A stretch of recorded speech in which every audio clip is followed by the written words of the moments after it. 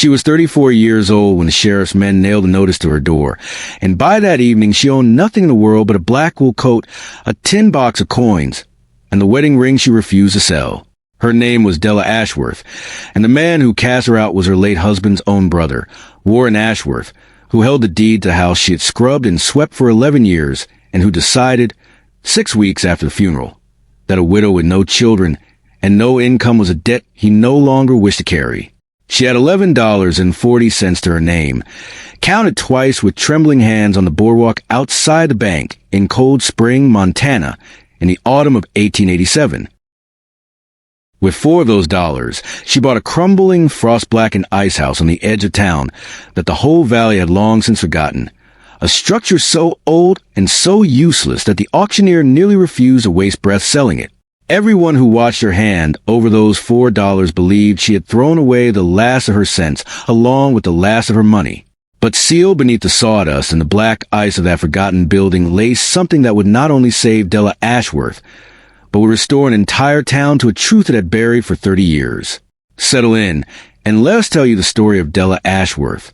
If you are watching this from a place that feels forgotten tonight, we hope you will tell us in the comments, because forgotten places, as Della learned, are rarely as empty as they seem.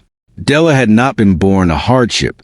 She had been born Della Prieger, the third daughter of a Pennsylvania stonemason named Otto Prieger, a broad, quiet man who believed that a thing built correctly would outlast the men who built it, and who taught his daughters, all 3 of them, when the local boys refused to teach their own sisters such things. How to read a foundation, how to test a beam for rot, how to know by the sound of a hammer strike whether stone was sound or hollow. Della was the daughter who listened hardest. While her sisters married early and moved to town, Della stayed at her father's side until she was nearly 22, mixing mortar, hauling timber, learning to see a building not as a finished thing, but as a set of decisions someone had made, decisions that could be read like sentences in a book if you knew where to look. Otto used to say that most people looked at an old wall and saw only what had failed. Della, he said, looked at an old wall and saw what someone had once tried to protect. It was a strange gift for a young woman on the Pennsylvania frontier of the 1870s, and it made her odd in the eyes of the town, but it also made her useful. And being useful, her father told her, was worth more in this world than being liked. She married Thomas Ashworth in the spring of 1876, a gentle, sandy-haired freight agent from Montana Territory, who had come east to visit a cousin, and stayed 3 months longer than he planned, because he could not make himself leave Della Prieger's company. He brought her west of Cold Spring, a young rail and cattle town cupped in a valley beneath the Bridger Range, a town of new lumber and older ambitions, where Thomas worked a freight depot, and Della, in time, became known as a woman who could fix anything with her hands and never once complained of the work. She built shelving for the mercantile. She reinforced the schoolhouse roof after a hard winter, cracked its beams.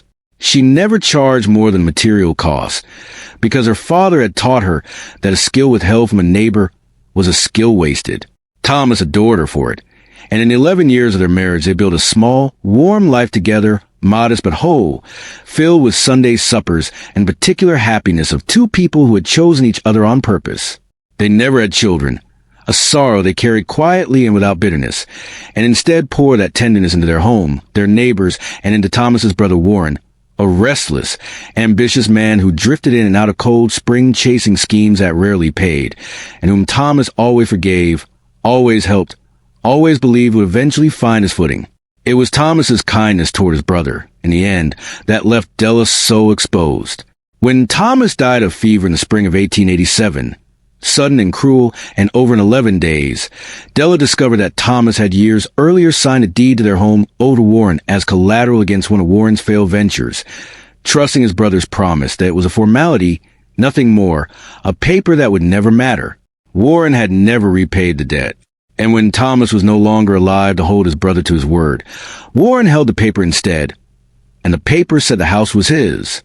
Della appealed to him in the parlor of the very home she had built her marriage inside, and Warren, uncomfortable but unmoved, told her that business was business, that he had his own family to think of, that surely she understood.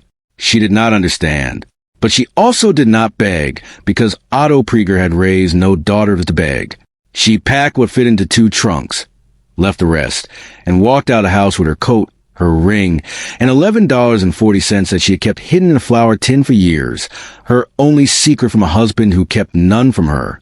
The town watched her fall with the particular cruelty of small places, some with pity, some with the quiet relief of people glad it was not happening to them.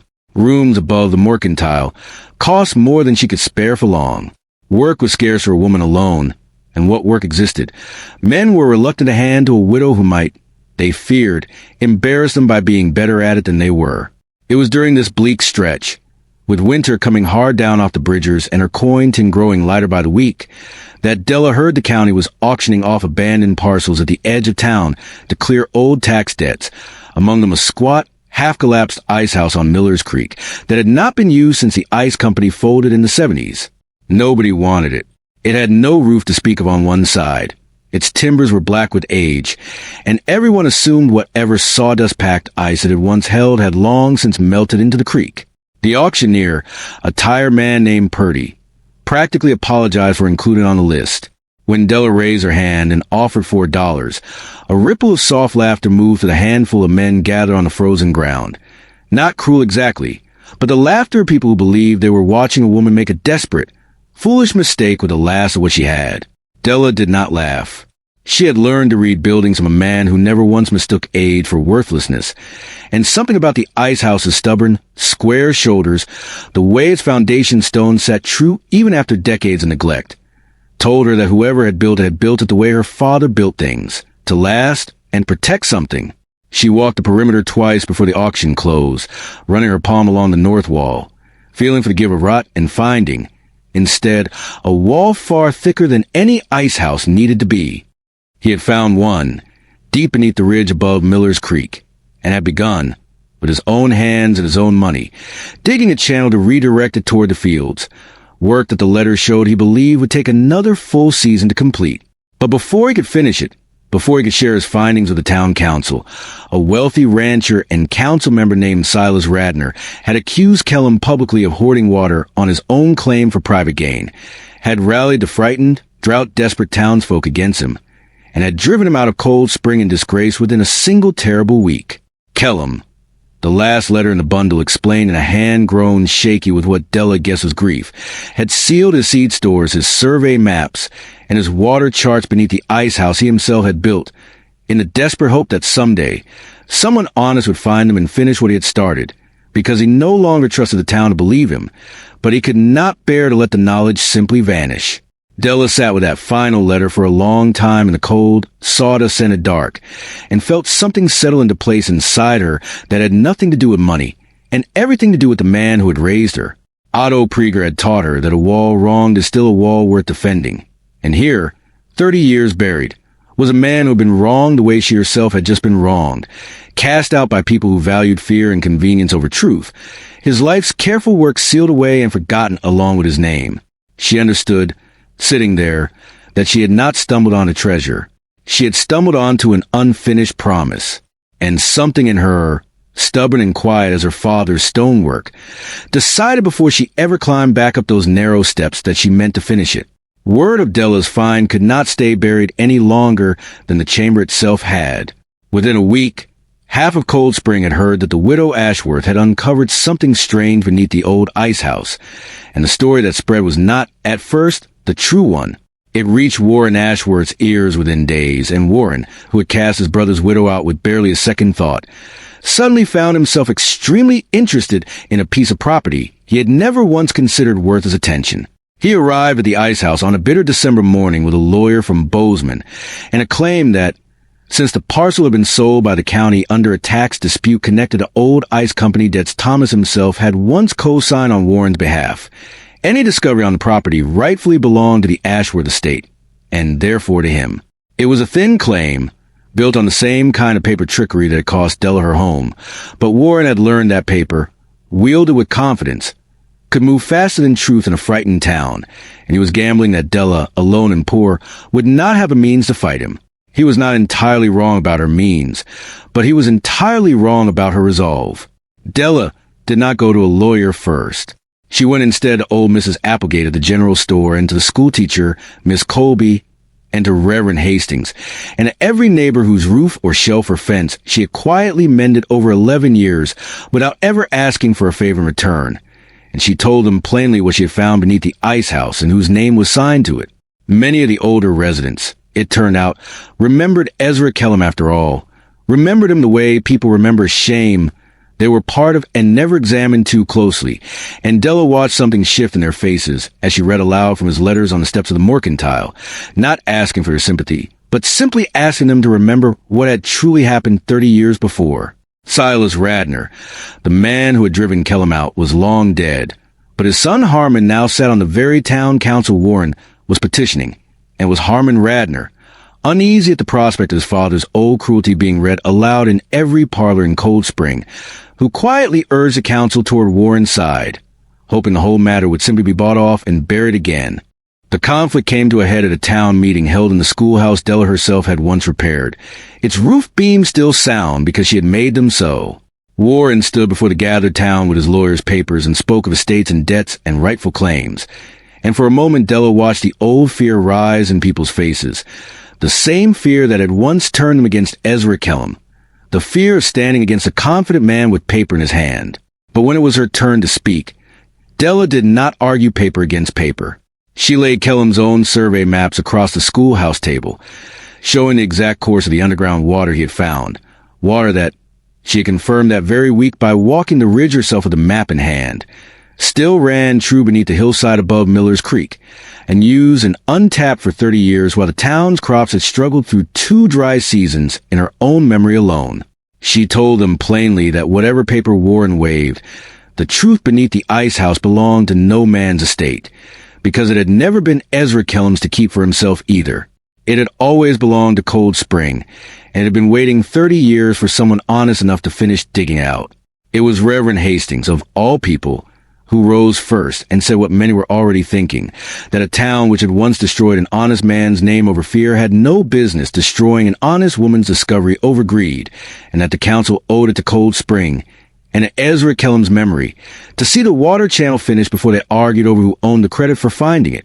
The council, shamed and outmaneuvered, tabled Warren's claim pending a proper legal review of the original tax sale, a review that, once Della's own lawyer and Bozeman examined the paperwork, revealed Warren's claim rested on debts that had, in fact, already lapsed years before Thomas's death. The same kind of quiet legal trickery Warren had once used against and now dissolving under honest scrutiny. Warren left Cold Spring within the month, his reputation, never sturdy to begin with, unable to survive the town learning precisely how he had treated his own brother's widow. Nobody drove him out with pitchforks or public shaming, because Della wanted no part of the cruelty that had once been done to Kellum repeated in her name. He simply found, quietly and completely, that no door in Cold Spring was open to him any longer, and he did not stay to test how long that might last. Through that winter and into the following spring, Della led the work of finishing Ezra Kellum's channel, working alongside a crew of townsmen who had once laughed at her $4 purchase and now arrived at dawn with shovels, because she had asked them to, guided by a dead man's 30-year-old maps and a living woman's steady hand.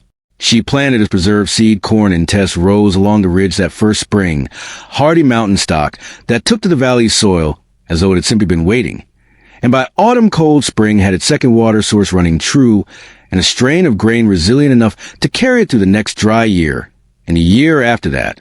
The town council, in a vote Della had not asked for and did not attend, renamed the old Icehouse Kellum House, and set a small bronze plaque into its north wall bearing the true account of what Ezra Kellum had done for the valley and what had been done to him in return, a correction 30 years overdue. Della Ashworth had walked away from her husband's house 11 years poorer than she'd begun and had bought, for $4, a ruin nobody believed was worth the coin. But her father had taught her long ago that a wall built with care rarely gives up its secrets to those who only glance at it, and that the difference between a foolish purchase and a fortune was very often nothing more than the patience to look closely at what everyone else had already decided to forget. What waited beneath the ice of that abandoned building was not gold, and it was not luck. It was a promise 30 years unfinished, and a woman with the eyes to see it, and the two of them, together, brought Cold Spring back into the light. She did not do it for wealth. And in the end, she asked the town for none, content instead to live quietly in a small house built with her own two hands on the ridge above the channel she had helped finish, close enough to hear the water running true through every season after. Widowed at 34, cast out with almost nothing, Della Ashworth had bought an old Icehouse for $4, and what waited beneath the ice did not just change her own life. It gave an entire valley back a truth it had buried for 30 years, and a woman had very nearly overlooked for good. Thank you for spending this time with Della's story, and with all the quiet, overlooked corners it asked you to look at a little closer. If it moved you, we would be grateful if you shared it with someone who needs to be reminded that value doesn't always announce itself, and that the things we write off too quickly sometimes hold the most. We would love to know, in the comments below, of a time you found real worth in something everyone else had already given up on. Until next time, stay close.